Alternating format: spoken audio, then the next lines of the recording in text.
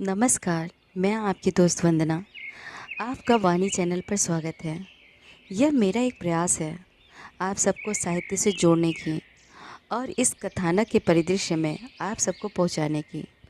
इसके लिए आप हमसे जुड़िए और हमारे चैनल को लाइक, शेयर, सब्सक्राइब करें। फिर आज हम शुरू करते हैं प्रेमचंद जी का उपन्यास गोदान। मैं तो अपने को इस योग्य नहीं समझती, मेहता ने गर्व से कहा, लेकिन मैं तो समझता हूँ यह तो कोई चीज़ नहीं। मेरे तो अगर 100 प्राण होते तो मैं तुम्हारे चरणों पर न्यौछावर कर देता। मुझ पर जिसने स्वार्थ सेवा के सिवा कुछ जाना ही नहीं। तुम्हारे त्याग का एक टुकड़ा भी मैं पा जाता तो अपने को धन्य समझता। तुम देवी हो, पत्थर के, इतना और क्यों नहीं कहते? त्याग की, मंगल की, पवित्रता की। तब तुमने मुझे खूब समझा। मैं और त्याग, मैं तुमसे सच कहती हूँ, सेवा या त्याग का भाव कभी मेरे मन में आया ही नहीं। जो कुछ करती हूँ प्रत्यक्ष या अप्रत्यक्ष स्वार्थ के लिए करती हूँ। मैं गाती इसलिए नहीं कि त्याग करती हूँ या अपने गीतों से दुखी आत्माओं को सांत्वना देती हूँ, बल्कि केवल इसलिए कि उससे मेरा मन प्रसन्न होता है। इसी तरह दवा दारू भी गरीबों को दे देती हूँ, केवल अपने मन को प्रसन्न करने के लिए। शायद मन का अहंकार इसमें सुख मानता है। तुम मुझे खामखा देवी बनाए डालते हो। अब तो इतनी कसर रह गई कि धूप दीप लेकर मेरी पूजा करो। मेहता ने कातर स्वर में कहा, वह तो मैं बरसों से कर रहा हूँ मालती, और उस वक्त तक करता जाऊंगा जब तक वरदान न मिलेगा। मालती ने चुटकी ली। तो वरदान पा जाने के बाद शायद देवी को मंदिर से निकाल फेंको। मेहता संभल कर बोले, अब तुम मेरी अलग सत्ता ही न रहेगी। उपासक उपास्य में लय हो जाएगा। मालती ने गंभीर होकर कहा, नहीं मेहता, मैं महीनों से इस प्रश्न पर विचार कर रही हूँ और अंत में मैंने यह तय किया है कि मित्र बनकर रहना स्त्री पुरुष बनकर रहने से कहीं सुखकर है। तुम मुझसे प्रेम करते हो, मुझ पर विश्वास करते हो और मुझे भरोसा है कि आज अवसर आ पड़े तो तुम मेरी रक्षा प्राणों से करोगे। तुम्हें मैंने अपना पथ प्रदर्शक ही नहीं, अपना रक्षक भी पाया है। मैं भी तुमसे प्रेम करती हूँ, तुम पर विश्वास करती हूँ और तुम्हारे लिए कोई ऐसा त्याग नहीं है जो मैं न कर सकूं। और परमात्मा से मेरी यही विनय है कि जीवन पर्यंत मुझे इसी मार्ग पर दृढ़ रखे। हमारी पूर्णता के लिए, हमारी आत्मा के विकास के लिए और क्या चाहिए? अपनी छोटी सी गृहस्थी बनाकर, अपनी आत्माओं को छोटे से पिंजड़े में बंद करके, अपने दुख सुख को अपने ही तक रखकर क्या हम असीम के निकट पहुंच सकते हैं? वह तो हमारे मार्ग में बाधा ही डालेगा। कुछ विरले प्राणी ही ऐसे हैं जो पैरों में बेड़ियाँ डालकर भी विकास के पथ पर चल सकते हैं और चल रहे हैं। यह भी जानते हो कि पूर्णता के लिए पारिवारिक प्रेम और त्याग और बलिदान का बड़ा महत्व है, लेकिन मैं अपनी आत्मा को उतना दृढ़ नहीं पाती। जब तक ममत्व नहीं, अपनत्व नहीं, तब तक जीवन का मोह नहीं है, स्वार्थ का जोर नहीं है। जिस दिन मनमोह में आसक्त हुआ हम बंधन में पड़े, उस क्षण हमारा मानवता का क्षेत्र सिकुड़ जाएगा। नई नई जिम्मेदारियां आ जाएंगी और हमारी सारी शक्ति उन्हीं को पूरा करने में लगने लगेंगे। तुम्हारे जैसे विचारवान प्रतिभाशाली मनुष्य की आत्मा को मैं इस कारागार में बंदी नहीं करना चाहती। अभी तक तुम्हारा जीवन यज्ञ था जिसमें स्वार्थ के लिए बहुत थोड़ा स्थान था। मैं उसके नीचे की ओर न ले जाऊंगी। संसार में अन्याय की, आतंक की, भय की दुहाई मची हुई है। अंधविश्वास का, कपट धर्म का, स्वार्थ का प्रकोप छाया हुआ है। तुमने वो आर्त पुकार सुनी है? तुम भी न सुनोगे तो सुनने वाले कहाँ से आएंगे? और अशक्त प्राणियों की तरह तुम भी उसकी ओर से अपने कान नहीं बंद कर सकते। तुम्हें वह भोजन भार हो जाएगा। अपनी विद्या और बुद्धि को, अपनी जागी हुई मानवता को और उत्साह और जोर के साथ मेरा जीवन भी सार्थक कर दो। मेरा तुमसे यही आग्रह है। अगर तुम्हारा मन सांसारिकता की ओर लपकता है तब भी मैं अपना काबू चलते तुम्हें उधर से ना हटाऊंगी, और ईश्वर न करे कि मैं असफल हो जाऊं, लेकिन तब मैं तुम्हारा साथ दो बूंद आंसू गिराकर छोड़ दूंगी और कह नहीं सकती मेरा क्या अंत होगा, किस घाट लगूंगी। पर चाहे वह कोई घाट हो, इस बंधन का घाट ना होगा। बोलो, मुझे क्या आदेश देते हो। मेहता सिर झुकाए सुनते रहे। एक एक शब्द मानो उनके भीतर की आंखें इस तरह खोले देता था जैसी अब तक कभी न खुली थी। वो भावनाएं जो अब तक उनके सामने स्वप्न चित्रों की तरह आई थीं, अब जीवन सत्य बनकर स्पंदित हो गई थी। वह अपने रोम रोम में प्रकाश और उत्कर्ष का अनुभव कर रहे थे। जीवन के महान संकल्पों के सम्मुख हमारा बालपन हमारी आंखों में फिर जाता है। मेहता की आंखों में मधुर बाल स्मृतियाँ सजीव हो उठी जब वो अपनी विधवा माता की गोद में बैठकर महान सुख का अनुभव किया करते थे।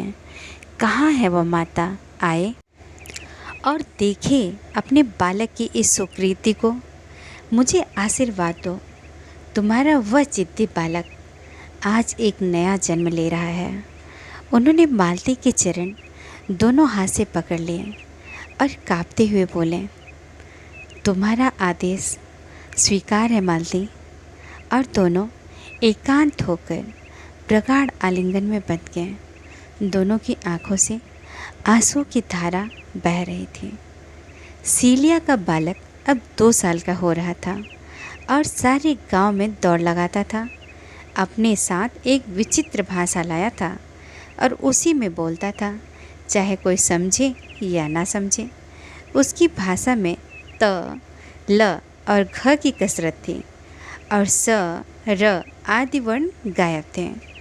उस भाषा में रोटी का नाम ओटी, दूध का तूत, साग का छाग और कौड़ी का तौली। जानवरों की बोलियों की ऐसी नकल करता है कि हंसते हंसते लोगों के पेट में बल पड़ जाता है। किसी ने पूछा, रामू कुत्ता कैसे बोलता है। रामू गंभीर भाव से कहा, वो और काटने दौड़ता।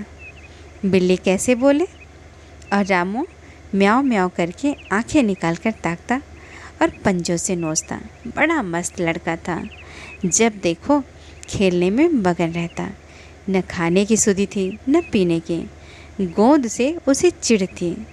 उसके सबसे सुखी क्षण वह होते जब द्वार की नीम के नीचे मनोधूल बटोर कर उसमें लौटता, सिर पर चढ़ाता, उसकी ढेरियाँ लगाता, घरौदे बनाता। अपनी उम्र के लड़कों से उसकी एक क्षण न पड़ती। शायद उन्हें अपने साथ खेलने के योग्य ही न समझता था। कोई पूछता, तुम्हारा नाम क्या है। झटपट कहता, लामो। तुम्हारे बाप का नाम क्या है। माता दीन। तुम्हारी माँ का। छिलिया। और दाता दीन कौन है। वह माला छाला है। न जाने किसने दाता दीन से उसका है नाता बता दिया। रामू और रूपा में खूब पड़ती थी। वह रूपा का खिलौना था। उसे उपटन मलती, काजल लगाते, नहलाते, बाल संवारते, अपने हाथों कौर कौर बनाकर खिलाते और कभी कभी उसे गोद में लिए रात को सो जाते। धनिया डांटते, तू सब छुआछूत किए देती है, मगर वह किसी का न सुनती। चिथड़े की गुड़िया ने उसे माता बनना सिखाया था। वह मातृ भावना जीता जागता बालक पाकर अब गुड़िया से संतुष्ट न हो सकती थी। उसी के घर के पिछवाड़े किसी ज़माने में उसकी बरदौर थी। होरी के खंडहर में सीलिया अपना एक फूस का झोपड़ा डालकर रहने लगी थी।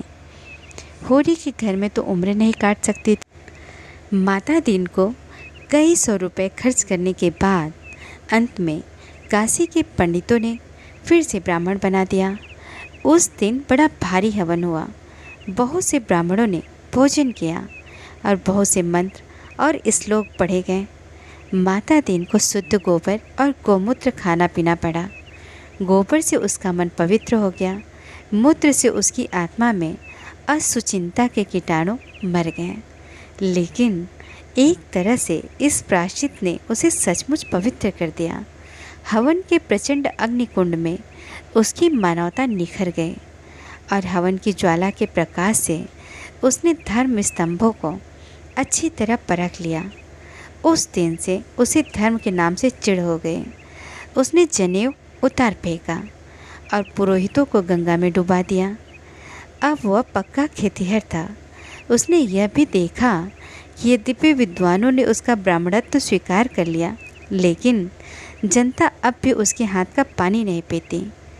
उससे मुहूर्त पूछती है, साइत और लगन का विचार करवाती है, उसे पर्व के दिन दालन भी दे देती है, पर उसे अपने बर्तन नहीं छुआती।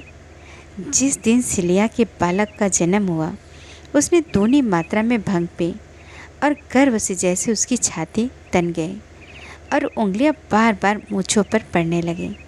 बच्चा कैसा होगा, उसी के जैसा? कैसे देखे? उसका मन महसूस कर रह गया। तीसरे दिन रूपा खेत में उसे मिली। उसने पूछा, रुपया, तूने सिलिया का लड़का देखा? रुपया बोली, देखा क्यों नहीं? देखा, लाल लाल है, खूब मोटा, बड़ी बड़ी आँखें हैं, सिर में झगराले बाल है, टुकुर टुकुर ताकता है। माता दिन के हृदय में जैसे वह बालक आ बैठा था और हाथ पांव फेंक रहा था। उसकी आंखों में नशा सा छा गया। उसने उन किशोरी रूपा को गोद में उठा लिया, फिर कंधे पर बिठा लिया, फिर उतार कर उसके कपोलों को चूम लिया। रूपा बाल संभालती हुई ढीठ होकर बोली, चलो मैं तुमको दूर से दिखा दूँ, ओसारे में ही तो है। सिलिया बहन न जाने क्यों हरदम रोती रहती है। माता दिन ने मुँह फेर लिया। उसकी आंखें सजल हो आई थीं और ओठ काँप रहे थे। उस रात को जब सारा गांव सो गया और पेड़ अंधकार में डूब गए, तो सिलिया के द्वार पर आया और संपूर्ण प्राणों से बालक को रोना सुना, जिसमें सारी दुनिया का संगीत, आनंद और माधुर्य भरा हुआ था। सिलिया बच्चे को होरी के घर में खटोले पर सुलाकर मजूरी करने चले जाते। माता दिन किसी न किसी बहाने से होरी के घर आता और कनखियों से बच्चे को देखकर अपना कलेजा और आँखें और प्राण शीतल करता। धनिया मुस्कुरा कर कहते, लजाते क्यों हो, गोद में ले लो, प्यार करो, कैसा काट का कलेजा है तुम्हारा, बिल्कुल तुमको पड़ा है। माता दिन 1-2 रुपया सिलिया के लिए फेंक कर बाहर निकल आता। बालक के साथ उसकी आत्मा भी पढ़ रही थी, खिल रही थी, चमक रही थी। अब उसके जीवन का भी उद्देश्य था, एक व्रत था। उसमें संयम आ गया, गंभीरता आ गई, दायित्व आ गया। एक दिन रामू खटोले पर लेटा हुआ था। धनिया कहीं गई थी। रूपा भी लड़कों का शोर सुनकर खेलने चली गई। घर अकेला था। उसी वक्त माता दिन पहुंचा। बालक नीले आकाश की ओर देख देखकर हाथ पांव फेंक रहा था, हुमक रहा था, जीवन के उस उल्लास के साथ जो अभी उसमें ताज़ा था। माता दिन को देखकर वह हंस पड़ा। माता दिन इसने विवल हो गया। उसने बालक को उठाकर छाती से लगा लिया। उसकी सारी देह और हृदय और प्राण रोमांचित हो उठे, मानो पानी की लहरों में प्रकाश की रेखाएं काँप रही हों। बच्चे की गहरी, निर्मल, अथाह, मोद भरी आँखों में जैसे उसके जीवन का सत्य मिल गया। उसे एक प्रकार का भय सा लगा, मानो वह दृष्टि उसके हृदय में चुभी जाती हो।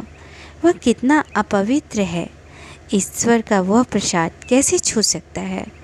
उसने बालक को सत्संग मन के साथ फिर लिटा दिया। उसी वक्त रूपा बाहर से आ गई और वह बाहर निकल गया।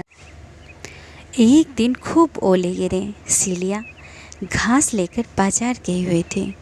रूपा अपने खेल में मगन थी। रामू बैठने लगा था।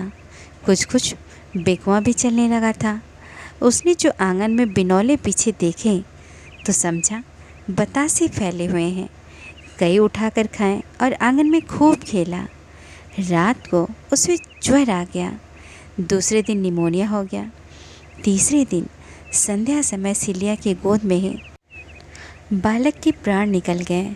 लेकिन बालक मर कर भी सिलिया के जीवन का केंद्र बना रहा। उसकी छाती में दूध का उबाल साता और आंचल भीग जाता। उसी क्षण आंखों से आंसू भी निकल पड़ते। पहले सब कामों से छुट्टी पाकर रात को जब वह रामू को हिये से लगाकर स्तन उसके मुंह में दे देती तो मानो उसके प्राणों में बालक की स्फूर्ति भर जाती। तब वो प्यारे प्यारे गीत गाते, मीठे मीठे स्वप्न देखते और नए नए संसार रचते जिसका राजा रामू होता। अब सब कामों से छुट्टी पाकर वह अपनी सूनी झोपड़ी में रोती थी और उसके प्राण तड़पते थे उड़ जाने के लिए उस लोक में जहाँ उसका लाल इस समय भी खेल रहा होगा। सारा गांव उसके दुख में शरीक था। रामू कितना चंचल था, जो कोई बुलाता उसी की गोद में चला जाता। मर कर और पहुँच से बाहर होकर वह और भी प्रिय हो गया था। उसकी छाया उससे कहीं सुंदर, कहीं चंचल, कहीं लुभावनी थी। माता दिन उस दिन खुल पड़ा। पर्दा होता है हवा के लिए, आंधी में पर्दे उठा के रख दिए जाते हैं कि आंधी के साथ उड़ न जाए। उसने शव को दोनों हथेलियों पर उठा लिया और अकेला नदी के किनारे तक ले गया, जो 1 मील का पाट छोड़कर पतली सी धार में समा गए थे। 8 दिन तक उसके हाथ सीधे न हो सके। उस दिन वो जरा भी नहीं लजाया, जरा भी नहीं झिझका और किसी ने कुछ कहा भी नहीं, बल्कि सभी ने उसके साहस और दृढ़ता की तारीफ की। होरी ने कहा, यही मर्द का धर्म है, जिसकी बाह पकड़ी उसे क्या छोड़ना। धनिया ने आंखें नचाकर कहा, मत बखान करो, जी जलता है। यह मर्द है? मैं ऐसे मर्द को नामर्द कहती हूँ। जब बाह पकड़ी थी तब क्या दूध पीता था कि सिलिया ब्राह्मणी हो गई थी। 1 महीना बीत गया। सिलिया फिर मजदूरी करने लगे थे। संध्या हो गई थी। पूर्णमासी का चाँद विहसता सा निकल आया था। सिलिया ने कटी हुई खेत में से गिरे हुए जौ के बाल चुनकर टोकरी में रख लिए थे और घर जाना चाहती थी कि चाँद पर निगाह पड़ गई और दर्द भरी स्मृतियाँ का मानो स्रोत खुल गया। अंचल दूध से भीग गया और मुख आंसुओं से उसने सिर लटका लिया और जैसे रुदन का आनंद लेने लगे। सहसा किसी की आहट पर वो चौंक पड़ी। माता दिन पीछे से आकर सामने खड़ा हो गया और बोला, कब तक रोई जाएगी? रोने से फिर वो तो आ न जाएगा। और यह कहते कहते वह खुद रो पड़ा। सिलिया के कंठ में आए हुए भर्तना के शब्द पिघल गए। आवाज़ संभाल कर बोले, तुम आज इधर कैसे आ गए? माता दिन कातर होकर बोला, इधर से जा रहा था, तुझे बैठे देखा, चलाया। तुम तो उसे खिला भी न पाए। नहीं सिलिया, एक दिन खिलाया था, सच सच। मैं कहाँ थी? तुम्हारी गोद में रोया नहीं? नहीं सिलिया, हंसता था। सच सच, बस एक ही दिन खिलाया। हाँ, एक ही दिन, मगर देखने रोज आता था। उसे खटोले पर खेलते देखता था और दिल थाम कर चला जाता था। तुम्ही को पड़ा था। मुझे तो पछतावा होता है कि नाहक उसे उस दिन गोद में लिया। यह मेरे पापों का दंड है। सिलिया की आंखों में क्षमा झलक रहे थे। उसने टोकरी सिर पर रख ली और घर चले। माता दिन भी उसके साथ साथ चला। सिलिया ने कहा, मैं तो धनिया काकी के बरौठे में सोती हूँ, अपने घर में अच्छा नहीं लगता। धनिया मुझे बराबर समझाती रहती थी। सच? हाँ सच। जब मिलती थी समझाने लगती थी। गांव के समीप आकर सिलिया ने कहा, अच्छा अब इधर से अपने घर चले जाओ, कहीं पंडित देख न ले। माता दिन ने गर्दन उठाकर कहा, मैं अब किसी से नहीं डरता। घर से निकाल देंगे तो कहाँ जाओगे? मैंने अपना घर बना लिया है। सच? हाँ सच। कहाँ?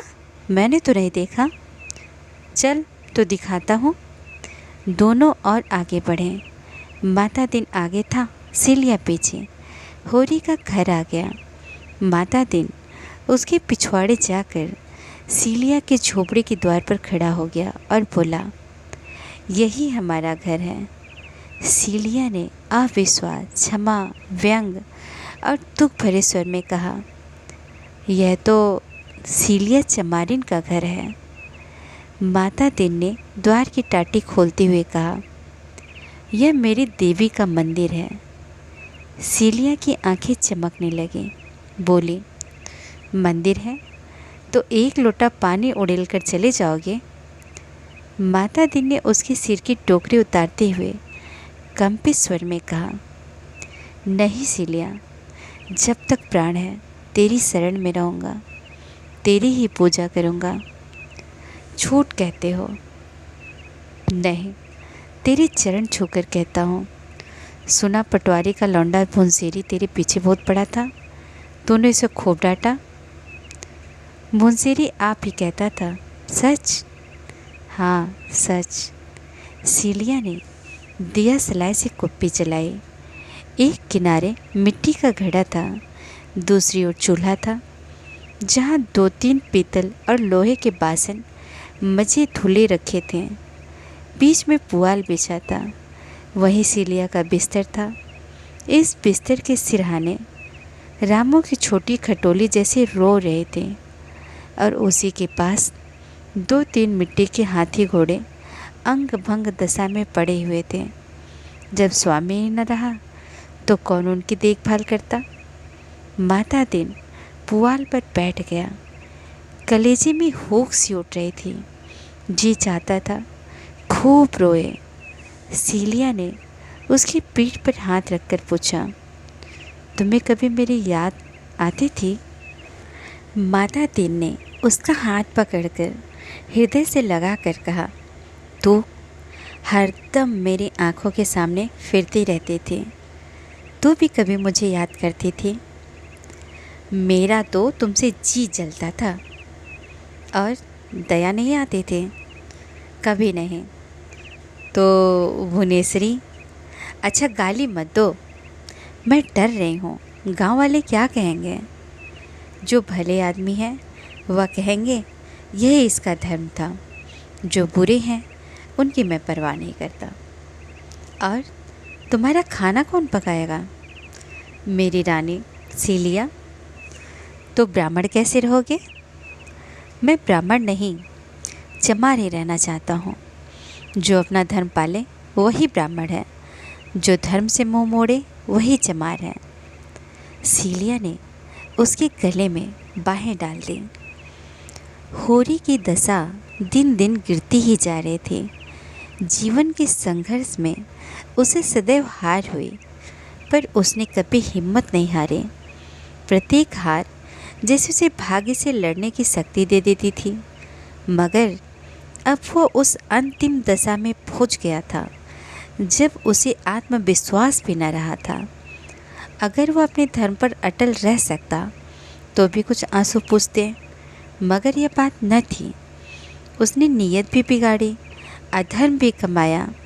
कोई ऐसी बुराई न थी जिसमें वो पड़ा न हो, पर जीवन की कोई अभिलाषा न पूरी हुई और भले दिन मृग कृष्णा की भांति दूर ही होते चले गए। यहाँ तक कि अब उसे धोखा भी न रह गया था। झूठी आशा की हरियाली और चमक भी अब नजर न आती थी। हरे हुए महीप की भांति उसने अपने को इन 3 बीघे के किले में बंद कर लिया था और उसे प्राणों की तरह बचा रहा था। भाग्य से बदनाम हुआ, मजूरी की, पर किले को हाथ से न जाने दिया। मगर अब वो किला भी हाथ से निकला जाता था। 3 साल से लगान बाकी पड़ा था और अब पंडित नोखीराम ने उस पर बेदखली का दावा कर दिया था। कहीं से रुपए मिलने की आशा न थी, ज़मीन उसके हाथ से निकल जाएगी और उसके जीवन के बाकी दिन मजूरी करने में कटेंगे। भगवान की इच्छा। राय साहब को क्या दोष थे? असामियों ही से तो उनका गुजर है। इसी गांव पर आधे से ज़्यादा घरों पर बेदखली आ रही है। आए औरों की जो दशा होगी वही उसकी भी होगी। भाग्य में सुख बदा होता तो लड़का यूँ हाथ से निकल जाता। सांझ हो गई थी।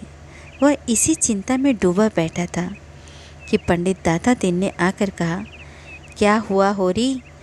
तुम्हारी बेदखली के बारे में इन दिनों नोखे राम से मेरी बोलचाल बंद है। कुछ पता नहीं। सुना तारीख को 15 दिन और रह गए हैं। होरी ने उनके लिए खाद डालकर कहा, वह मालिक है, जो चाहे करें। मेरे पास रुपए होते तो दुर्दशा क्यों होती? खाया नहीं, उड़ाया नहीं, लेकिन उपज ही ना हो, और जो हो भी वह कौड़ियों के मोल बिके तो किसान क्या करे? लेकिन जायदाद तो बचानी ही पड़ेगी। निबाह कैसे होगा? बाप दादों की इतनी ही निशानी बच रही है, वह निकल गई तो कहाँ रहोगे? भगवान की मर्जी है, मेरा क्या बस। एक उपाय है जो तुम करो। होरी को जैसे अभय दान मिल गया। इनके पांव पड़कर बोला, बड़ा धर्म होगा महाराज, तुम्हारे सिवा मेरा कौन है? मैं तो निराश हो गया था। निराश होने की कोई बात नहीं, बस इतना ही समझ लो कि सुख में आदमी का धर्म कुछ और होता है, दुख में कुछ और। सुख में आदमी दान देता है, मगर दुख में भीख तक मांगता है। उस समय आदमी का यही धर्म हो जाता है। शरीर अच्छा रहता है तो हम बिना स्नान पूजा किए मुंह में पानी भी नहीं डालते, लेकिन बीमार हो जाते हैं तो बिना नहाए धोए कपड़े पहने खाट पर बैठे पत्थी लेते हैं। उस समय का यही धर्म है।